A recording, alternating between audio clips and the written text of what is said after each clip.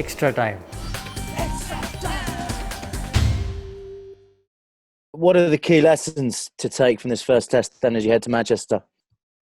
I think we better look back on that, particularly as a batting unit, and understand that when we get into positions like we did in the first innings and our second innings batting, that we need to be really ruthless, and understanding that when we're on top, to not give it back to the opposition, regardless of who that is.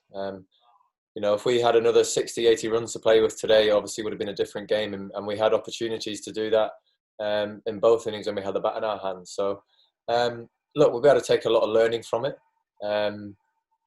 but you try and take some positives from it, and it's a great learning curve for us as a batting group. Yet again, it's the same messages that we keep saying to each other. It's obviously we base our Test match cricket about getting big first innings runs, but positives from it is we've got a young lad in Zach Crawley who came out and showed the potential of someone who could be around for a long time. To what extent do you feel you missed Stuart Broad, and will he come back into the equation for the second test?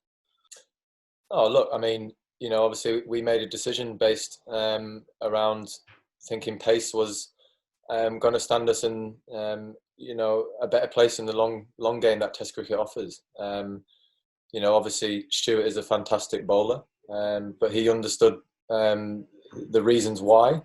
But looking at the interview he gave to Sky Sports, I thought it was absolutely brilliant. To see the desire and passion that he showed in the answers that he gave. If he wasn't like that, then I would be worried. If it was just, just hopefully we get picked for the next one, then, I'll be a bit concerned. But, to see somebody like that who's played over 100 Test matches, got so many wickets as he has, to still see that fire burning deep inside and want to go out and perform for England at every opportunity. It was fantastic to see as a senior player in this team, and amazing to still see that in somebody who's played so many games. And finally, from me, Joe Root will come back for the second test. That's a big boost, isn't it, for the top order, and some big selection decisions in that top order ahead? Yeah, I mean, obviously, welcoming Joe back in next week is great from a team point of view. Obviously he's one of the best players in the world, so he is a big miss when he doesn't play, and really looking forward to welcoming him back. But obviously next week I don't have to make any of those decisions, so good luck, Joe. A lot of talk about all-rounders, which you've heard no doubt plenty of, about the workload and that. How have you found this week in terms of the extra burden of decisions, be it selection meetings, what to do at the toss, what to do every day? Has it taken a toll on you at all this week, do you think, or not? No, look, I've thoroughly enjoyed the role that I had to play this week with Joe being at home. Obviously I found out a while before, so I was really looking forward to the opportunity. And if I'm being honest, last night was the only night where I really struggled to sleep, because obviously it was, there was a lot to think about. How the game's going to end up, what's going to happen if this happens, if that happens. So I can see why Joe loses a lot of sleep, because he's got to do that every game. But look, I've really enjoyed the responsibility of leading the team and making decisions out there. Look, it didn't change me as a player whatsoever. With the bat in my hand and when I had the ball in my hand, I still operated the same way that I feel I always do for England. I'll be able to look back on this. Obviously disappointed not to win, but one that I can say I've captained England, so obviously it's a very proud moment. Ben, England have made a bit of a habit of losing the opening test of recent series, but in South Africa you obviously bounced back very well and won the series 3-1. This is a shorter series, but is that sort of the blueprint this time? Got the experience there? Yeah, I mean, look, we've got 2 games left, and we're going to set a target of winning this series 2-1, because we don't want to draw series, we want to win series. So we know what we've got to do, which is to which is to win the next 2 games. Look, we're obviously disappointed, and I think we know where the moments were in the game where we lost it.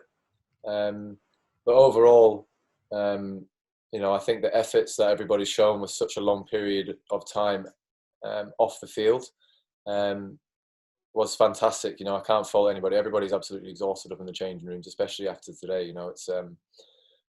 It's an exhausting period of the game on that day 5 when you're out the field and you're trying to give everything you absolutely can. That's the message that I delivered to everybody today is, you leave everything out on that field for the badge and the number under your badge. So I'm proud of each and every one of the other 10 lads out there. But, we'll have to learn from the experiences from this game where we knew that where we lost it.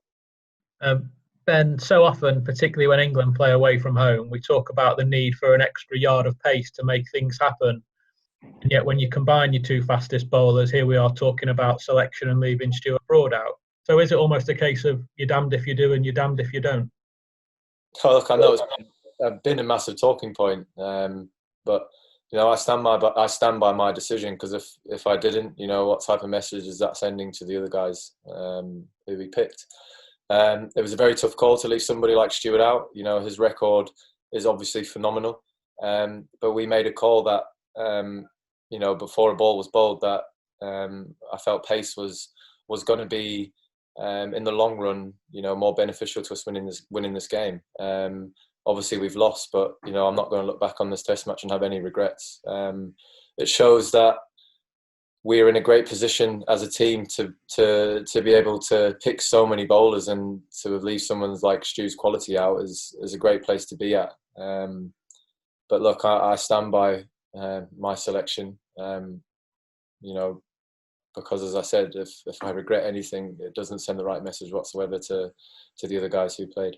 England now lost 4 of the last 6 tests to the West Indies. Is there any reason for that record, do you think, and why they're such a hard team for England to play against? They're a very tough team to play against. They're a very passionate nation, and I feel whenever we go to the West Indies to play them, or when they come here, they really deliver. But look, we've got 2 more games left in the series. We know we've got to win them, and we'll be doing everything that we can possible to get those 2 victories. Hit the subscribe option and the bell icon to get all the exclusive sports videos on Extra Time.